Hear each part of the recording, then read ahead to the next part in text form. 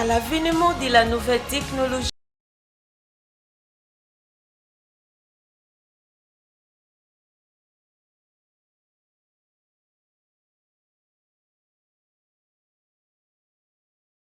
idéal pour informer, vous divertir au cours de l'actualité de notre beau pays.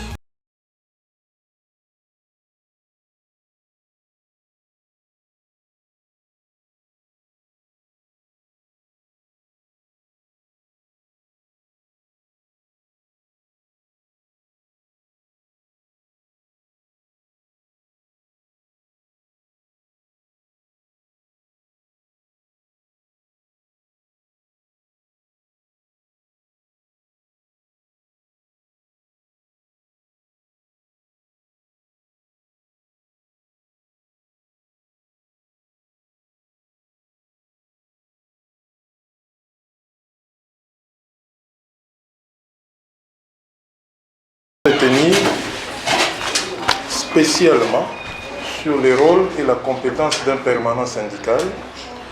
C'est cela le sujet autour duquel nous allons graviter. Le syndicalisme est une science, il est aussi à la fois un art.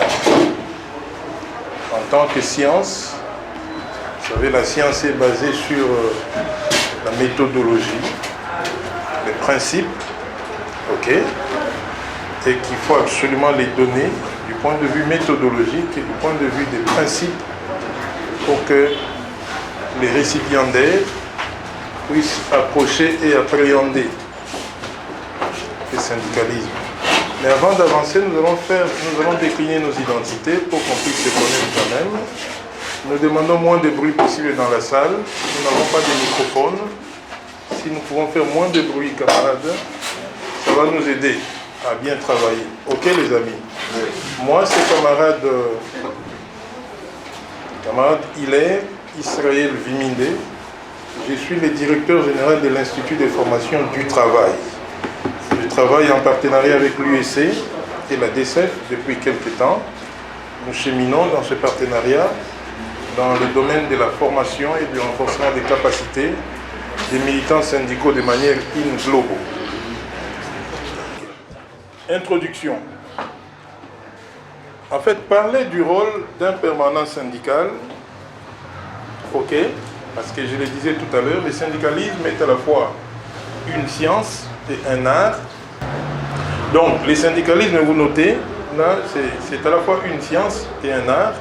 L'art, c'est quand nous le faisons, nous le pratiquons sur terrain, dans toutes les conditions possibles.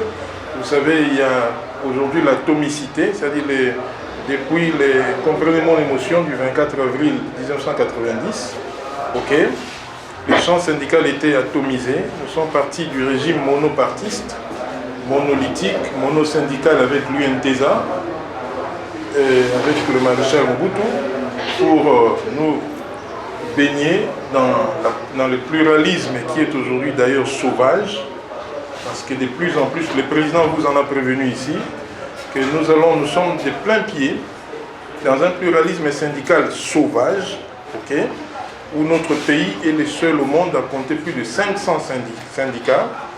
Et ce n'est pas encore fini parce que au quotidien, tout le jour, les gens se réveilleront, auront les ambitions de créer des syndicats, comme il me semble-t-il réfléchissait Feu Fernand Kikongi. Ce sont des pionniers du mouvement syndical congolais, que l'un des métiers les plus faciles, nous semble, c'est le syndicat, parce qu'il faut venir crier, parler, jaser, tout et tout, alors que ce n'est pas facile comme on les croit encore. Parce qu'il faut, finalement, comme dans des occasions comme ça, vous retrouvez, s'il vous plaît, mettons des téléphones sous mode vibreur. Je donne un break de 3 minutes à chacun de nous. Regardez vos téléphones, mettez ça sous mode vibreur.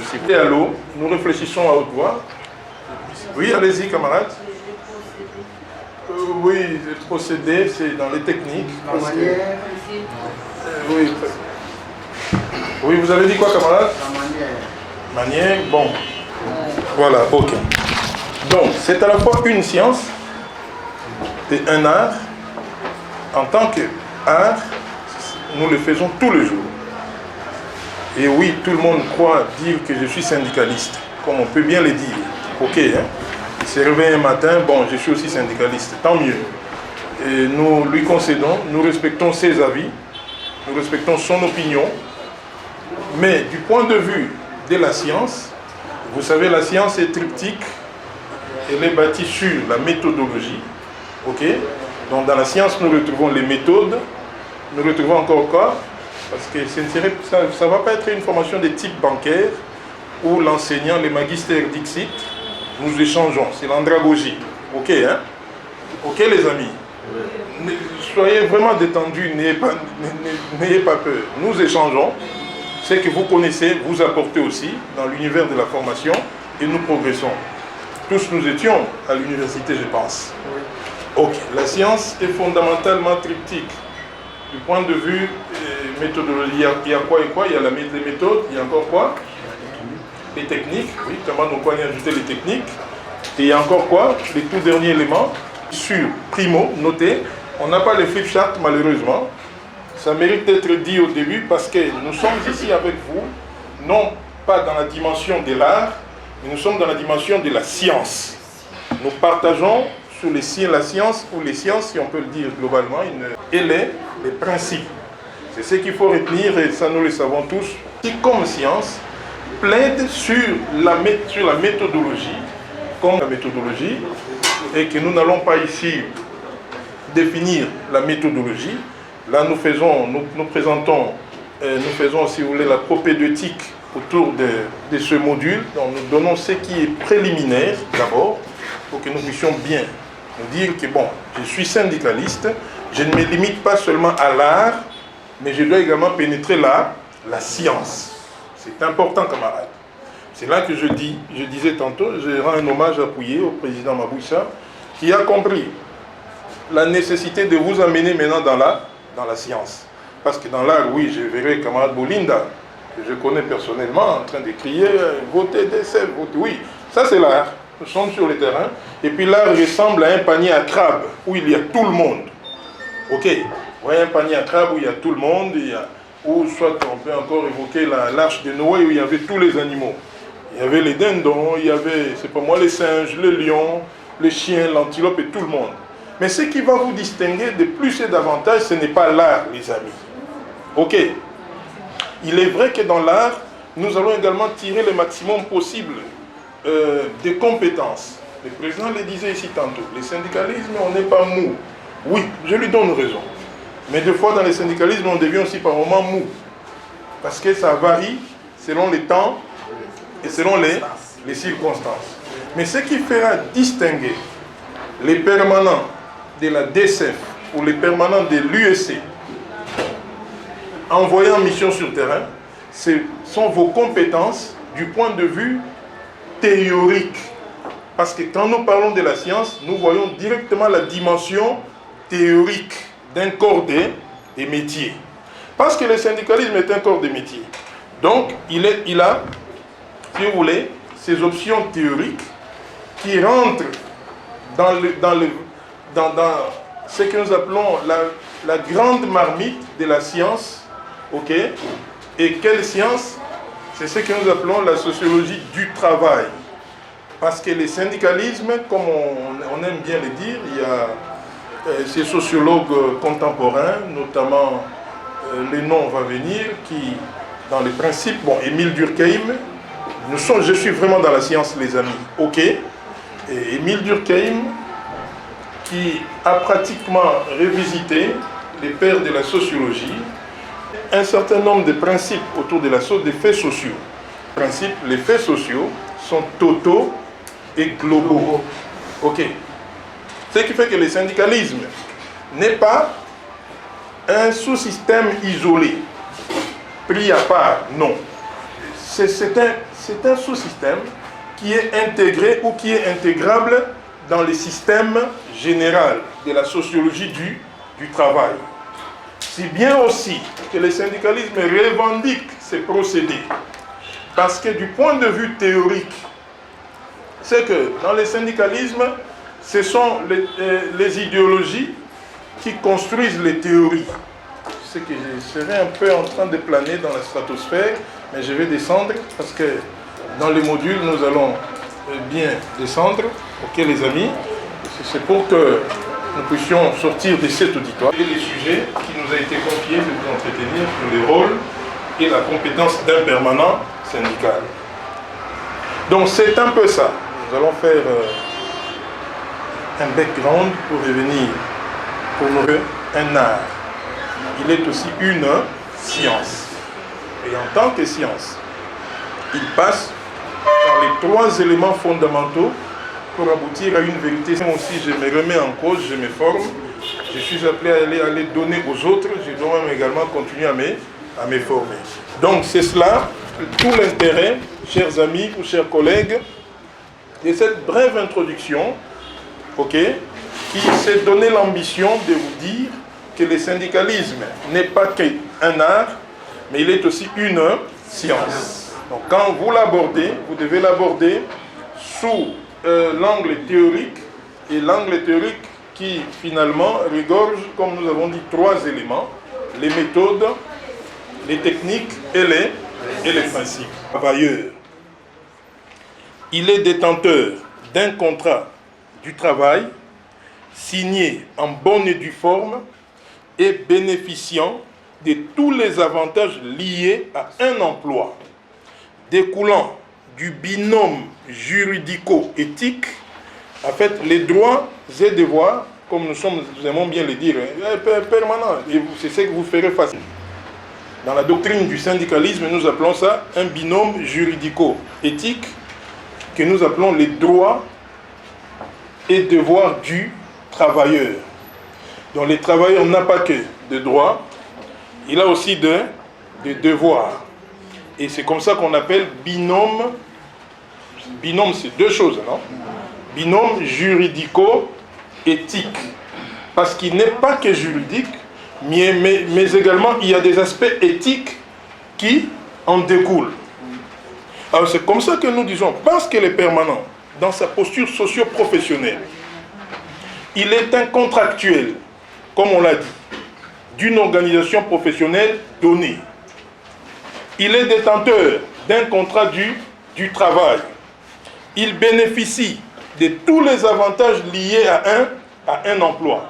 Ici, nous ne déroulons pas tous ces avantages. Ce n'est pas notre objet de ce jour. Mais on dit, ces avantages découlent naturellement du binôme juridico-éthique appelé droits et devoirs du travailleur. Ok, donc le permanent syndical est aussi un travailleur. Il a aussi son patron. Parce qu'il est un contractuel. Quand vous allez à l'UNT, et on dit, classiquement comme la loi le veut, les contrats doivent être constatés par écrit ou verbal. Mais le plus souvent, l'inspection du travail exige les contrats écrits. Parce que là, ça sécurise encore plus mieux. Ce n'est pas comme avec ces voyous, excusez-moi de les appeler comme ça, ces Indo-Pakistanais, et tous ces Libanais qui sont ici, qui martyrisent pratiquement nos frères. Avec un contrat bidon, du genre à la fin du mois, on te paye $50. Et fin du mois, on a les 30. Fin du mois, on a les 60. Foutu $50. C'est comme ça que nos frères ici souffrent, dans les petits commerces ici. Et vous avez appris, nous sommes dans l'andragogie, ok? C'est la formation des adultes, ok? Hein? Donc il n'y a rien qui puisse nous choquer. Nous demandons vraiment beaucoup Vous voulez parler au téléphone, vous allez dire. C'est une fonction, c'est la fonction sociale du syndicat. Mais c'est abusif. Tant baye nango baye sur na mato ilongo DCF topio $200. To sombe la moche no liputa. Soza makango misa to sombe on peut ba maputa. Wone komi yama be. Oui camarade. J'ai une préoccupation. Allez-y pour qu'on chute. Avec un chef coutumier, il a eu je crois 4 ou 5 hectares de terre. Mais ce qui est curieux, au lieu que ces histoires-là sociales se passent après les élections, c'est pendant la campagne qu'il a amené ça. Il a eu le temps de là c'est abusif. Mais du moins, nous savons que la pensée, c'est quand même quelque chose de socialement valeureux. Valeureuse, oui. Cette fois-là, il est venu avec une pharmacie. À la rentrée scolaire, les travailleurs reçoivent des cahiers. À la fin de l'année, on donne un sac de riz complémentaire à celui que l'employeur donne. Et en cas de mariage, il va sommer le congélateur. Papa, au qui m'a syndicat on atteint? C'est l'organisation de la maison. Voilà, allons chuter les amis. Relation des pouvoirs, c'est le dernier point. Puis nous allons nous séparer. Les permanences syndicales et politiques. Notez ce que vous représentez enfin. In fine, nous disons que sur le plan des relations de pouvoir, les permanences syndicales est un personnel politique. Il mène la politique du syndicat dans l'entreprise. L'ami de la DCF qui va à l'OCC, à l'office des routes, à l'OVD, partout, il est le politique du syndicat. C'est lui qui vient, il amène la politique du syndicat dans l'entreprise. Deuxièmement, ou bien mieux, à cet égard, les concepteurs de la loi, les législateurs sociaux fait du permanent syndical l'animateur et l'encadreur avisé dans l'entreprise. Quand on parle de la section syndicale, c'est un jargon, votre syndicat à vous. Bon, d'abord, il faut dire que ce ne sont pas les délégués syndicaux. Nous avons formé les permanents syndicaux. Je suis de l'IFOTRA, Institut de formation du travail, dont j'en suis le directeur général.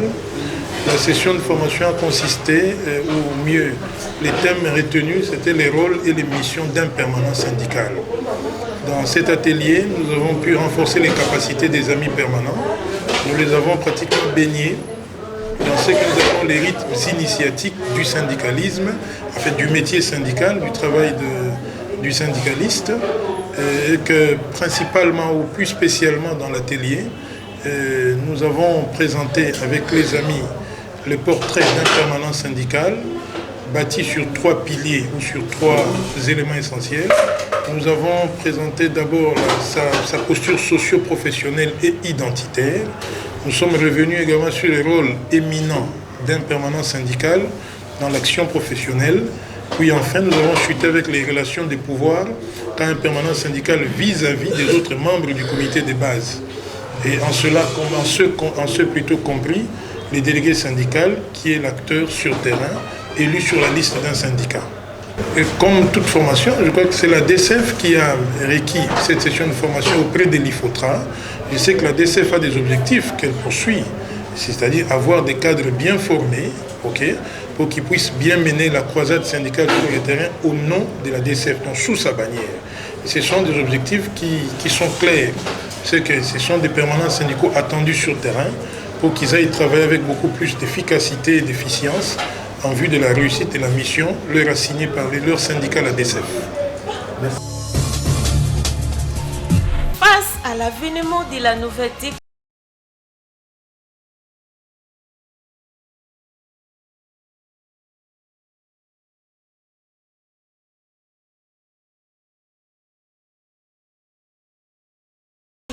pour informer, vous divertir au cours de l'actualité de notre beau pays, la République démocratique.